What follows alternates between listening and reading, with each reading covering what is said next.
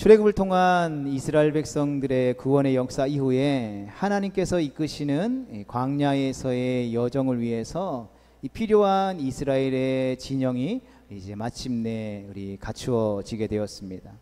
전쟁에 나갈 숫자들을 파악하고 또 어떻게 진영을 꾸려 갖출 것인지를 배정받고 또 이스라엘 중앙에 위치한 성막을 중심으로 섬길 사람들과 또 그 섬김의 역할들의 분배를 마치게 되죠. 이것을 통해서 우리는 두 가지 확인할 수 있었습니다. 첫 번째는 이스라엘은 전투하는 교회라는 것이죠. 이스라엘 백성들의 숫자를 계수한 목적이 바로 전투에 있기 때문입니다. 외부를 향해서는 가나안 땅의 족속들과의 전쟁, 그리고 내부를 향해서는 자기와 자기 공동체의 재화의 싸움입니다. 그런데 성막이 이스라엘 진영 가운데에 있다는 점을 우리가 생각해 볼 때에 이스라엘의 영적인 싸움은 나 홀로 하는 전쟁이 아니라 하나님과 함께 더 나아가 하나님 중심으로 행하는 싸움이라는 것이죠. 그리고 둘째로는 이스라엘의 이런 진영과 역할 배정은 바로 질서 유지를 위한 것이라는 점입니다. 하나님 중심의 삶은 무질서한 것이 아니라 규모 있는 삶을 사는 것이죠. 본보기가 될 만한 틀이나 제도를 갖추는 삶을 말합니다. 그러니까 질서와 조화와 균형이 있는 삶을 의미하는 것이죠. 이런 틀이나 제도와 같은 명령이 없다라면 부패한 본성 때문에 서로 경쟁하면서 헛된 야망에 사로잡혀 다툼과 분열에 휩쓸리고 말 것이기 때문이죠. 그래서 오늘 민수기의 말씀을 통해서 하나님께서 이 광야의 삶을 살아가는 그 기초를 세우시는 모습을 신약 성경에 가서도 사도행전 말씀을 통해서 동일하게 세워가는 것을 보게 되죠. 초창기에 사도 베드로의 설교를 통해서 3,000명, 5,000명의 수많은 사람들이 구원받고 교회로 들어오게 되죠. 그 안에는 이방인도 있었고 그 안에는 유대인들도 있었죠. 그 안에는 고아와 가부들도 있었고 그 안에서 다양한 문제들이 발생했다라는 것이죠. 그뿐만 아니라 아나니아와 삽비라와 같은 사람들의 행동들 또한 죽음이라는 것을 좀 소위 말해서 극단적인 것들을 통하여서 하나님이 보여주시는 것이 무엇입니까? 기초를 세우는 것이 그만큼 중요하다라는 것. 주님의 몸된 교회 공동체 안에 질서와 어떤 이 균형과 조화를 이루는 것이 그 무엇보다도 중요하다라는 것을 보여주고 있다라는 것이죠. 그러나 질서와 역할 분배는 교회의 덕을 세우기 위한 것이고 하나님께서 은혜로 맡기신 역할이라는 점에서 세상 사람들이 어떤 역할을 분배하거나 질서를 잡는 것과는 좀 다른 의미라는 것을 우리가 기억할 수 있어야 되겠죠. 세상에는 끊임없이 계급을 따지고 또 공치사를 늘어놓지만 교회는 단 한 가지 덕을 세우기 위해 애쓸 뿐이라는 것이죠. 우리가 교회 공동체 안에 무엇인가를 제도를 만들거나 어떠한 규칙을 만드는 그 모든 것들은 교회 안에 덕을 세우기 위한 것이지 내가 드러나기 위한 것이 되어서는 결코 안 된다라는 것이죠. 따라서 민수기 1장부터 4장의 마지막마다 여호와께서 명령하신 대로 순종했다라는 고백이 나오는 것이죠. 하나님이 허락하신 그 광야의 삶을 살아감에 있어서 이스라엘 백성들의 기초를 놓는 점에 있어서 사람들의 경험과 생각과 가치가 중요한 것이 아니라 그 기초를 친히 하나님께서 놓으셨다라는 것이죠. 사도행전도 마찬가지죠. 사도행전을 또 다른 말로 성령의 행전이라고 말하는 이유가 거기 있다라는 것이죠. 교회가 시작되어지고 그 교회의 기초를 놓는 가장 중요한 시점에 성령 하나님이 친히 그 교회 가운데 역사하심으로 말미암아 그 기초와 틀을 세워 주셨다라는 것이죠. 그리고 민수기 3장과 4장에서는 제사장과 레위 지파가 성소에 대해서 자기가 지켜야 할 의무사항을 맡았는데 레위 자손 중에 고핫 자손은 지성물을 옮기다가 호기심으로라도 이 성물을 이렇게 본다면 죽게 될 것이다라는 경고를 받게 되죠. 레위 지파는 성소의 거룩함을 위해서 싸워야 하는 지파였습니다. 그러나 그 거룩의 의무라고 하는 것은 단순히 특정 지파, 특정 사람들에게만 요구되는 것이 아니라 이스라엘 전체에 요구되어지는 사항이었다라는 것이죠. 왜냐하면 그들의 역할은 이스라엘이 해야 할 역할들을 대신해서 행하는 일이었기 때문입니다. 이제 오늘 본문에 와서는 이스라엘 자손이 성소에 대해서 지켜야 할 의무 사항에 대해서 말씀해 주고 있습니다. 특별히 하나님께서는 이스라엘의 진영 밖으로 내보내야 할 대상을 지목하셨습니다. 이들은 나병 환자와 유출병자와 또 시체를 만진 사람들이었죠. 한마디로 이 구약 성경의 표현대로 하면 부정한 자는 다 내보내야 한다라는 것입니다. 레위기 22장 4절과 5절의 말씀을 함께 보겠습니다. 시작. 아론의 자손 중 나병 환자나 유출병자는 그가 정결하기 전에는 그 성물을 먹지 말 것이요, 시체의 부정에 접촉된 자나 설정한 자나 무릇 사람을 부정하게 하는 벌레에 접촉된 모든 사람과 무슨 부정이든지 사람을 더럽힐 만한 것에게 접촉된 자. 아멘. 하나님은 이들을 정결하다라고 판정되기 전까지는 이스라엘 진영 밖으로 쫓아내야 한다라고 명령하셨습니다. 남녀노소를 막론하고 모두 내보내야 했던 것이죠. 진영 밖으로 그렇다면 나간다라는 의미는 어떤 의미겠습니까? 첫 번째로는 백성들과의 단절입니다. 그러니까 이스라엘 사회 속에서 단절된다라는 의미인 것이죠. 두 번째로는 하나님과의 단절이라고 할 수 있습니다. 그 단절로 인해서 하나님을 소위 예배할 수 없고 하나님께서 임재하시는 그 장소에 나아가지 못하고 쫓겨나게 된다라는 것이죠. 전자는 육체적으로 사회적인 어떤 끊어짐이라면 후자는 영적인 단절을 의미하는 것이겠죠. 따라서 부정한 자로 진영 밖으로 보냄을 받는 일은 이스라엘 자손에게는 심각한 조치였다라는 것이죠. 그러니까 슬프게 울며 가슴을 치며 안타까워해야 할 상황이었다라는 것입니다. 당시 광야에서 이스라엘 백성들은 매일매일 이스라엘 백성들의 공동체의 중심에 있는 하나님께서 임재하시는 그 임재를 상징하는 성막을 바라보는 하나님의 중심의 삶에 있어서 단절된다라는 것은 참으로 불행한 일이 아닐 수 없습니다.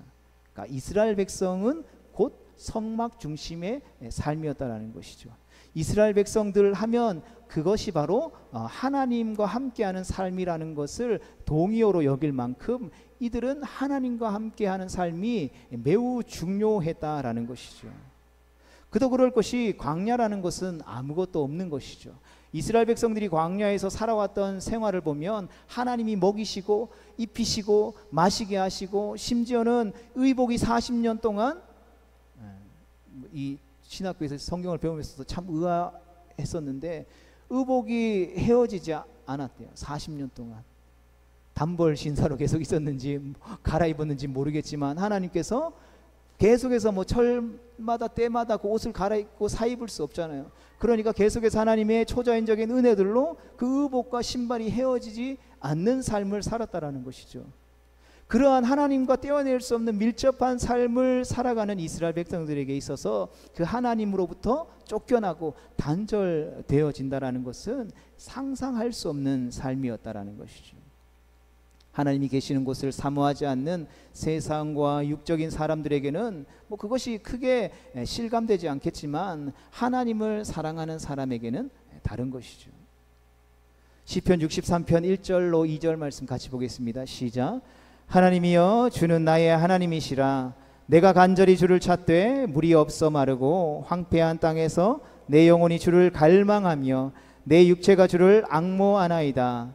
내가 주의 권능과 영광을 보기 위하여 이와 같이 성소에서 주를 바라보았나이다. 아멘. 그리고 하나님을 갈망한다라는 구약의 이 표현들은 성소로 나아간다라는 것이죠. 오늘 우리로 치면 하나님을 예배합니다라는 것으로 표현할 수 있을 것입니다. 그런데 그것으로부터 단절된다라는 것은 영적인 죽음 상태에 처해지는 고통스러운 상황이라는 것이죠. 우리가 지난 코로나 시기를 지내오면서 모든 교회들이 문을 닫아야 하는 상황들을 경험했죠. 여러분, 그때 우리가 이 영적인 죽음의 상태에 처해지는 고통스러운 삶을 경험했습니까? 아니면 뭐 드리면 말고 아니면 말고 뭐 이렇게 예배 드리셨습니까? 이스라엘 백성들은 하나님을 갈망하고 찾을 수 있는 성소로 나아가는 것, 그것으로부터 단절되는 것을 매우 고통스럽게 여겼다라는 것이죠. 그리고 이 말씀은 성결을 이스라엘 내부에서부터 시작하라는 요구인 것입니다. 하나님 중심으로 하는 삶에 필요한 거룩은 내부로부터 시작해야 한다라는 것이죠. 하나님은 왜 이런 사람들을 이 공동체 안에서 내보내야 한다라고 말씀하셨을까요?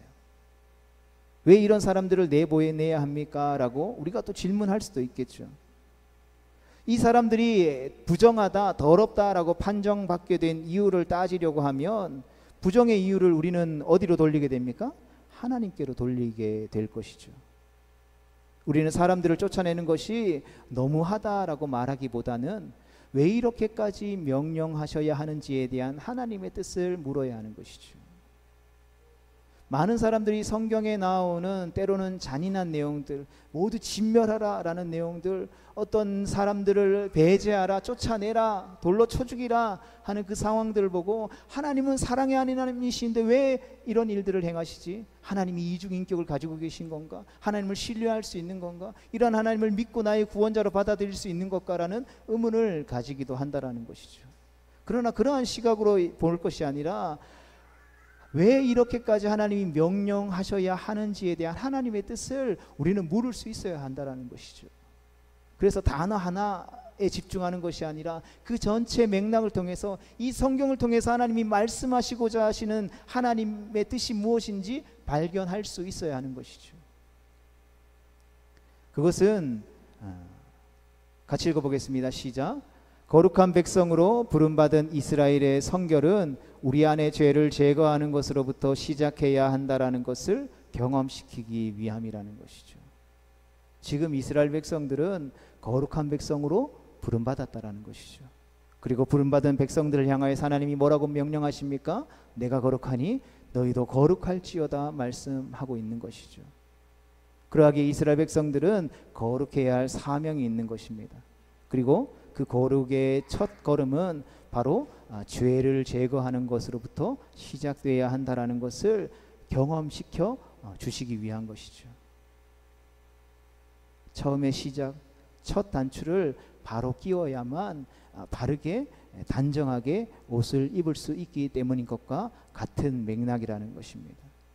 만약 지파와 가문 중심으로 진영을 치고 있는 상황에서 가족 중에 한 사람이라도 이런 대상이 되어 쫓겨난다면 여러분 얼마나 마음이 아프겠습니까? 그러나 이것을 보면서 우리 안에 죄는 이렇게 철저하게 제거해야 하는 것이고 때로는 마음으로 아파하고 슬퍼해야 할 요소라는 것을 깨닫기를 하나님은 원하셨다라는 것입니다. 왜 그렇습니까? 부정한 사람이라 할지라도 당장은 일시적으로 진영 밖으로 쫓겨날 수 있지만 정결 규례를 통하면 다시 레위기 13장에서 15장에서 밝히고 있는 것처럼 돌아올 수 있기 때문이라는 것이죠. 제사장의 판결을 받아서 깨끗하게 되는 규례를 통해서 다시 백성과의 교제와 하나님의 거룩한 교제로 들어올 길이 항상 열려 있다라는 것 또한 하나님이 이스라엘 백성들 가운데에 말씀해 주고 있는 내용이라는 것이죠. 그렇기 때문에 단순히 누군가를 쫓아내라라고 하는 이 명령은 공동체 안에 있는 사람들을 조사해서 누구를 잘라내야 할까 고민하게 하는 어떤 배타적인 법이 아니라 우리 자신과 공동체 안에 죄를 제거함으로써 거룩을 위해 서로 간에 더욱더 힘쓰고 노력하라라고 주신 수용적인 법이라는 것을 우리는 기억할 수 있어야 하는 것입니다. 우리를 하나님과 단절시키는 죄를 주의하고 조심할 뿐만 아니라 그분의 교제 속에서 계속해서 머물게 하기 위해서 더러움이 아닌 정결에 더욱더 힘써야 한다라는 동기부여를 위한 법으로 이스라엘 백성들 가운데에 주어졌다라는 것이죠. 그리고 주의해야 할 것은 진 밖으로 나가야 할 대상 가운데에 여자들의 유출은 신체적인 변화와 관련되어 있고, 또 나병 또한 자기 의지와는 사실 상관없이 태어날 때부터 가지고 있는 더러움인데, 이런 사람들까지 내보내는 것은 때로는 불합리해 보일 수도 있다라는 것이죠. 그러나 시체를 만지는 것도 고의가 아닌 실수에 따른 접촉으로 부정하게 되었음을 우리가 생각해 본다면, 부정하다라고 판정되는 사람들도 자기의 의지와 힘과 노력과 상관없이 부정하게 되었음을 이해할 수 있어야 한다라는 것이죠.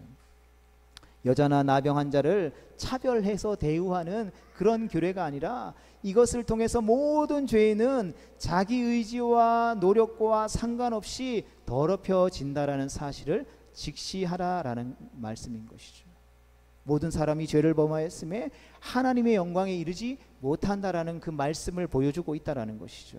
그리고 이것이 율법에게 요구되어지는 의도라는 것입니다.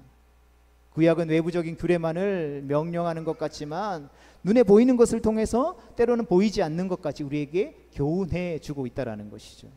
그러니까 외적인 것들을 통하여서 우리의 내적인 것들을 가르치고 있다라는 것이죠. 육적인 방법을 통해서 영적인 것을 우리 가운데에 요구하고 있는 것이죠.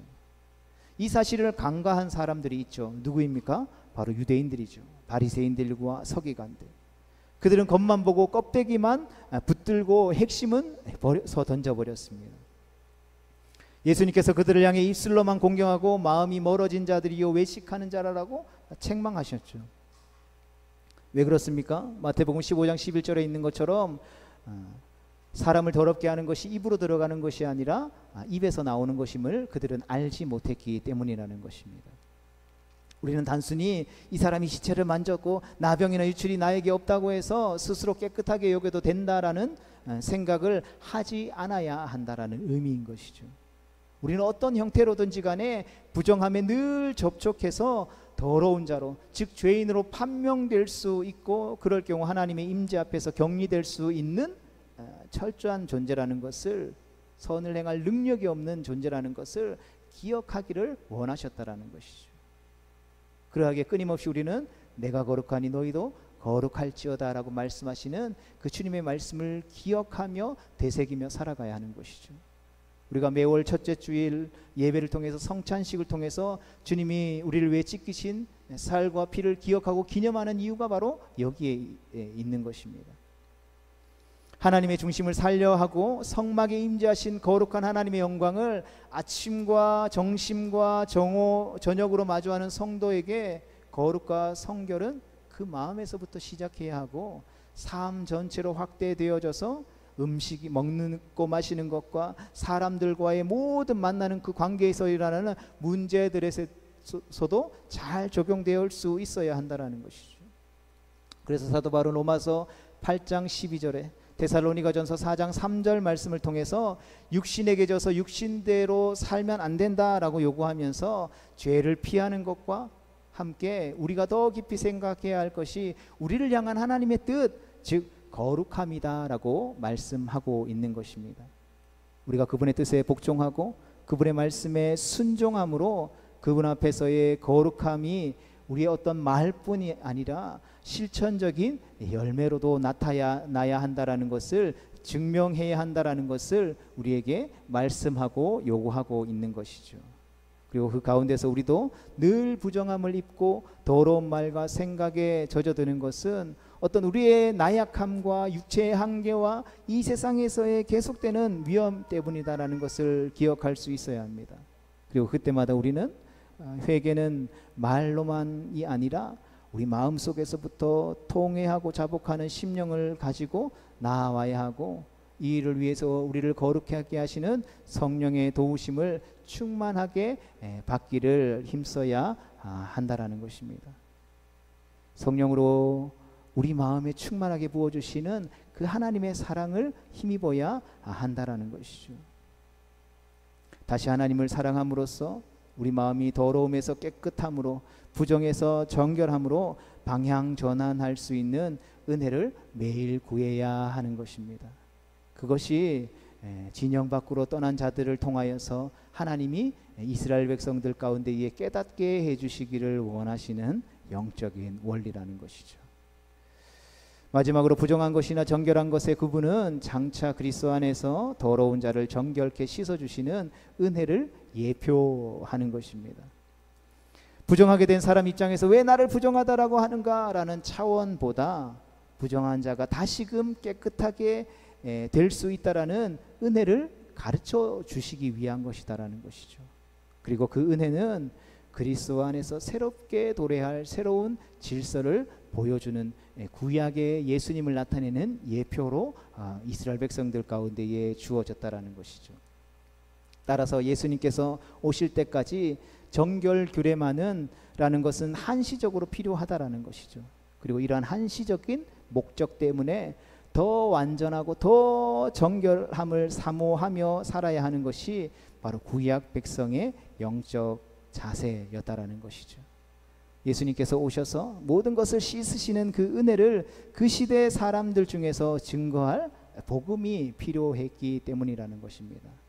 그래서 이것을 지킬 때마다 사람들이 그리스도를 통해서 주실 복을 예비하고 기다리게 하셨다라는 것이죠. 사랑하는 성도들, 말씀을 정리하면서 그러하기에 때가 되어 예수 그리스도 안에서 정결하게 하시는 그 은혜 안에 사는 우리 성도들은 이 은혜를 베푸신 하나님께 감사해야 할 줄 믿습니다. 그리고 우리를 향하여서 놀랍고 위대하신 은혜를 베풀어 주신 그 하나님의 은혜에 합당한 거룩한 삶을 살아가기로 부르신 삶의 자리에서 피 흘리기까지 싸워야 하는 것입니다. 바라기는 우리에게 새롭게 허락하신 한 주의 삶도 은혜 안에서 감사함으로, 또 부르신 삶의 자리 가운데에서 거룩한 성도답게 거룩함을 추구하는 복된 성도 되어질 수 있기를 주님의 이름으로 축복합니다. 우리가 그 거룩함을 위해서 피 흘리기까지 싸울 때에, 그 십자가를 붙들고 나아갈 때에 주님께서 우리 가운데 함께 하심으로 말미암아 우리로 승리케 하시며 그 거룩함을 온전함으로 이루게 하실 줄로 믿습니다. 그 하나님을 향한 신뢰와 확신으로, 기쁨과 감사함으로 부르신 삶의 자리 가운데 나아가는 우리 모두가 되어질 수 있기를 주님의 이름으로 축복합니다.